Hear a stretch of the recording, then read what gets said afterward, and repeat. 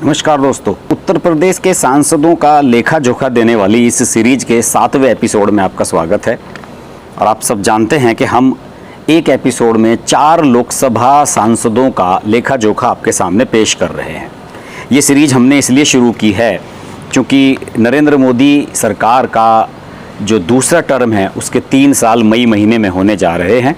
और इस अवसर पर हमने सोचा कि एक अभियान चलाया जाए कि उत्तर प्रदेश के खासतौर से जहां पर 80 सांसद होते हैं उन सभी का आकलन करने की कोशिश की जाए अपनी टीम के माध्यम से। हमारी टीम लगातार इसमें लगी हुई है।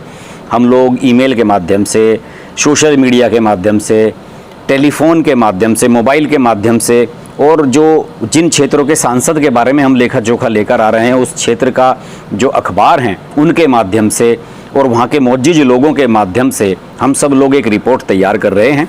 और अब तक आपने इसके 6 एपिसोड देख लिए हैं। 6 एपिसोड में आप जानते ही हैं कि आप लोगों ने कानपुर, गाजीपुर, चंदौली, जौनपुर, सोनभद्र, मछली शहर, भदोई, मिर्ज़ापुर, कुशीनगर, देवरिया, महाराजगंज, घोसी, गोंडा, डुमरियागंज, गोरखपुर, बांसगांव, सुल्तानपुर, कैसरगंज, अम्बेडकर नगर, बहराइच, प्रतापगढ़, बांधा, सीतापुर, श्रावस्ती, इन जिलों को आपने देखा है। आज के एपिसोड में हम बात करेंगे फतेहपुर, सलेमपुर, बस्ती और प्रयागराज की। बस्ती लोकसभा सीट से बीजेपी के सांसद हैं हरीश चंद्र द्विवेदी और इन्होंने 2019 के लोकसभा चुनाव में बसपा के राम प्रसाद चौधरी को हराया था 30-31 हज़ार वोटों के डिफरेंस से। आप जानते हैं कि 2019 में बसपा और सपा का गठबंधन था। हरीश द्विवेदी साहब को 4,71,163 वोट मिले थे और राम प्रसाद चौधरी को मिले थे 4,40,808। यहाँ पर कांग्रेस के राजकिशोर सिंह ने 86,000 वोट लिए थे और ये काफ़ी डिफरेंस हो गया था। और मुझे लगता है कि अगर कांग्रेस प्रत्याशी भी मैदान में नहीं रहे होते तो शायद द्विवेदी जी जीत भी नहीं पाते। हरीश द्विवेदी 2014 में भी यहाँ से सांसद बने थे और उस समय लगभग ये 32-33 हज़ार वोट से जीतने में सफल रहे थे और उस समय राम प्रसाद चौधरी तीसरे स्थान पर पहुंच गए थे। बहरहाल हम लोगों ने द्विवेदी जी के कामकाज के बारे में लोगों से संपर्क किया, बातचीत करने की कोशिश की। सब लोगों का कहना है कि इनका कामकाज बिल्कुल बेकार है। सांसद से क्षेत्र की जनता नाराज है। ना तो ये कोई डेवलपमेंट का कार्य यहाँ करा पा रहे हैं और ना ही अपने क्षेत्र में आते हैं। लोगों का यह मानना है कि ये दोबारा सांसद अब नहीं बन पाएंगे और अगर बनेंगे तो भाई नरेंद्र मोदी की कृपा से कुछ हो जाए तो अलग बात है। इनका खुद का कोई अस्तित्व नहीं है। हालांकि लोगों का ये मानना है कि इन्हें टिकट मिल सकता है। पार्टी में घुसपैठ इनकी अच्छी है। पार्टी में इनकी घुसपैठ भले ही अच्छी हो लेकिन कई मुद्दों पर ये फेल रहे हैं। जैसे क्षेत्र में नहीं दिखते। सांसद बहुत गरीब परिवार से थे लेकिन जब से सांसद बने हैं तब से बस्ती, दिल्ली में बताया जाता है कि इन्होंने बड़े बड़े घर बनवा लिए हैं, खूब प्रॉपर्टी खरीद ली है। और सांसद के बारे में यहाँ के लोगों का कहना है कि इन्होंने क्षेत्र में भले ही विकास न कराया, वो अपना विकास खूब बढ़िया करा लिया है। आज की तारीख में अगर चुनाव हो तो सांसद हार जाएंगे, यानी कि 3 साल पे अगर अभी हाल ही में चुनाव करा दिया जाए तो सांसद साहब का हारना तय है। ये यहाँ के लोगों की राय है इनके बारे में। यहाँ 60% सपा व 40% भाजपा रहेगी। ये इस समय आंकड़ा है यहाँ का। और यहाँ से सांसद की वजह से ही इनका लोगों का मानना है कि बीजेपी की स्थिति यहाँ पर खराब है। सलेमपुर लोकसभा सीट के बारे में आपको मैं बताऊं, रविंद्र कुशवाहा भाजपा के सांसद हैं। इन्होंने RS कुशवाहा को हराया था जो बसपा के नेता हैं और रविंद्र कुशवाहा को 4,67,940 वोट मिले थे और RS कुशवाहा जो बसपा के हैं उन्हें 3,55,000 वोट मिले थे। तीसरे स्थान पर रहे थे राजेश कुमार मिश्रा कांग्रेस के 27,000 वोट लेकर। रविंद्र कुशवाहा 2014 में भी सांसद बने थे और इन्होंने रविशंकर सिंह उर्फ पप्पू बसपा के जो थे प्रत्याशी उनको हराया था और बड़े भारी अंतर से हराया था।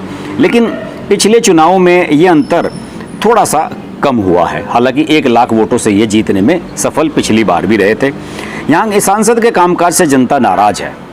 सांसद क्षेत्र में कोई भी विकास कार्य नहीं कराते हैं और दोबारा सांसद नहीं बनेंगे और अगर इन्हें टिकट मिल भी जाता है तो जनता इन्हें वोट नहीं करेगी, ऐसा लोगों का कहना है। लोगों का तो ये भी कहना है कि इन्हें टिकट बीजेपी को इस बार देना ही नहीं चाहिए। उनके खिलाफ वैसे तो कोई बड़ा मुद्दा नहीं है लेकिन सांसद यहाँ से जनता से जो है कनेक्ट नहीं कर पा रहे हैं, ये सभी लोगों का मानना है। और इनसे दूरी बनी हुई है जनता की, जनता के साथ इनका कनेक्शन बढ़िया नहीं है। और आज की तारीख में चुनाव हो तो सांसद हारेंगे, जनता बहुत नाराज है। रविंद्र कुशवाहा तो दोबारा नहीं जीतेंगे, कोई और आ जाए तो अलग है, बात है कि वो जीत सकते हैं। अगली जो इसकी लोकसभा सीट हम चर्चा करने जा रहे हैं वो है फतेहपुर लोकसभा सीट, और यहाँ से साध्वी निरंजना ज्योति हैं, आप सब जानते हैं, बड़ी फेमस नाम है और केंद्र में मंत्री भी रही हैं। आप सब जानते होंगे कि इनकी जो पोजीशन है वो क्या है पार्टी में, वही भगवाधारी टाइप की इमेज है साध्वी निरंजन ज्योति की। कामकाज ठीक ठाक है। इन्होंने सुखदेव प्रसाद वर्मा है बसपा के, उन्हें हराया था। और साध्वी निरंजन ज्योति को 5,66,000 वोट मिले थे और सुखदेव प्रसाद वर्मा को 3,67,000 वोट मिले थे। निरंजना ज्योति 2014 में भी जीती थी और इन्हें 4,85,000 वोट मिले थे। दूसरे स्थान पर बसपा के अफजल सिद्दीकी रहे थे जिन्हें 2,98,000 वोट मिले थे। कामकाज ठीक ठाक है। लोगों का कहना है कि इस बार भी ये सांसद बन सकती हैं, दोबारा टिकट मिला तो जीतेंगी। सांसद के खिलाफ कोई बड़ा मुद्दा फिलहाल नहीं है, लेकिन महंगाई और बेरोजगारी ये मुद्दे तो हर ही जगह बने रहते हैं, ऐसा ही इस क्षेत्र के लोगों का भी कहना है। आज की तारीख में भी अगर चुनाव होता है इस सीट पर, फतेहपुर सीट पर, तो ये जीत जाएंगी क्योंकि जातीय समीकरण इनका यहाँ पर स्ट्रॉन्ग है। और सांसद ने क्षेत्र में पानी के टैंक, गांव में लाइटें, सड़कें, मेडिकल कॉलेज आदि अच्छे खासे विकास कार्य करवाए हैं, तो लोग इस बात को उनकी मानते हैं। सांसद जनता से मिलती भी हैं और उनके काम भी कराती हैं और एक अच्छी छवि की सांसद उन्हें माना जाता है। और जो चौथी सीट यहाँ की आज हम कवर कर रहे हैं वो है प्रयागराज। प्रयागराज आप जानते ही हैं, रीता बहुगुणा जोशी एक चर्चित नाम है, वो यहाँ से सांसद हैं। पिछले दिनों उनके बेटे ने समाजवादी पार्टी ज्वाइन कर ली थी। रीता बहुगुणा जोशी ये चाह रही थी कि विधानसभा चुनाव में उनके बेटे को टिकट दे दिया जाए। जब टिकट नहीं मिला तो ठीक चुनाव से 1-2 दिन पहले इन्होंने जाकर भी समाजवादी पार्टी ज्वाइन कर ली थी। और इन्हें शायद ये गलतफहमी थी कि इनके समाजवादी पार्टी ज्वाइन करने से ब्राह्मण मतदाताओं का रुख समाजवादी पार्टी की तरफ हो जाएगा। ऐसा कुछ नहीं हुआ, बल्कि इनके बेटे ने अपनी मां का ही नुकसान कराया है। भविष्य में पता नहीं इनका क्या होगा। रीता बहुगुणा जोशी ने तो ये भी ऑफर कर दिया था कि अगर मेरे बेटे को टिकट मिलता है तो मैं स्टेप डाउन करने के लिए तैयार हूँ, यानी कि एक परिवार से अगर एक ही आदमी को रहना है तो मैं स्टेप डाउन करने के लिए तैयार हूँ, अपना सांसद पद छोड़ दूंगी। लेकिन बीजेपी ने सोचा कि एक इनके बेटे को विधायक बनवाने के लिए एक लोकसभा सीट पर उपचुनाव क्यों कराया जाए, इसलिए इनके बेटे को टिकट इस बार नहीं मिला। रीता बहुगुणा जोशी ने पिछली बार समाजवादी पार्टी के राजेंद्र सिंह पटेल को हराया था। राजेंद्र सिंह पटेल को 3,10,000 वोट मिले थे और रीता बहुगुणा जोशी को 4,94,000 भारी मतों से जीती थी। आपको पता ही होगा कि इससे पहले ये लखनऊ से विधायक थी और योगी सरकार में मंत्री थी 2017 में, और 2019 में इन्हें लोकसभा से लड़ा दिया गया। पार्टी में आई थी 2016 में। इतना सब कुछ इन्हें पार्टी ने इतने कम समय में दे दिया, उसके बावजूद भी इनकी महत्वाकांक्षाएं खत्म नहीं हो रही। आपको पता ही होगा इससे पहले ये कांग्रेस की नेता थी, कांग्रेस की प्रदेश अध्यक्ष थी उत्तर प्रदेश की, और लंबे समय तक कांग्रेस में रही हैं। विजय बहुगुणा जो इनके भाई हैं वो उत्तराखंड के सीएम रहे हैं, वो भी बीजेपी में आ गए थे बाद में। तो रीता बहुगुणा जोशी की महत्वाकांक्षाएं ज़्यादा बढ़ रही हैं, लेकिन यहाँ के लोगों की ओपिनियन इनके बारे में अलग है साहब। उनका कहना है कि कामकाज ठीक ठाक है, लेकिन क्षेत्र में एक्टिव नहीं नज़र आती हैं, लोगों से कनेक्ट इनका भी नहीं है। दोबारा सांसद बन सकती हैं भाजपा के टिकट से, और लेकिन जनता को ये भी लगता है कि ये शायद समाजवादी पार्टी में चली जाएं, जिस तरह से इनका बेटा चला गया।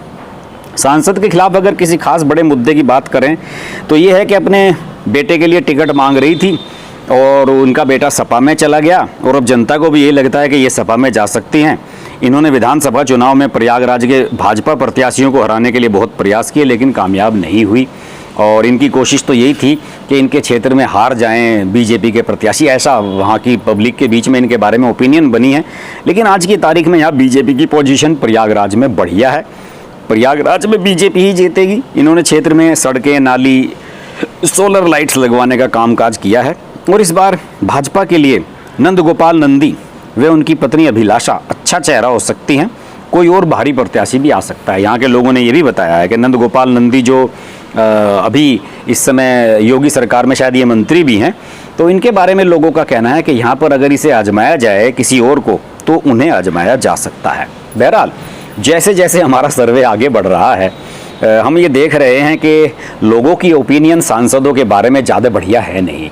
सब लोग नाराज हैं। खासतौर से लोगों के बीच में नाराजगी इस बात को लेकर है कि सांसद जनता से अपने कनेक्ट नहीं कर पा रहे हैं और यही सबसे बड़ी प्रॉब्लम इनके सामने बनती है। और नरेंद्र मोदी इसी वजह से सांसदों के खिलाफ होने वाली जो एंटी इनकम्बेंसी है उसकी वजह से टिकटें बहुत सारे बदला करते हैं। देखते हैं कि इस बार इनके टिकट बदले जाएंगे या नहीं। अभी तो 2 साल का समय है, इनके पास अपनी छवि सुधारने का भी समय है। बहरहाल हमारी ये सीरीज आपको कैसी लग रही है प्लीज़ हमें ज़रूर बताइए। आप अपने क्षेत्र के सांसद के बारे में फीडबैक देना चाहते हैं तो मुझे ईमेल कीजिए अपना नंबर, हमारी टीम आपसे बात करेगी और आपके सांसद के बारे में जानने की कोशिश करेगी। तो जुड़े रहिए हर्ष कुमार की इस सीरीज के साथ। अगले एपिसोड में फिर मुलाकात होती है। नमस्कार।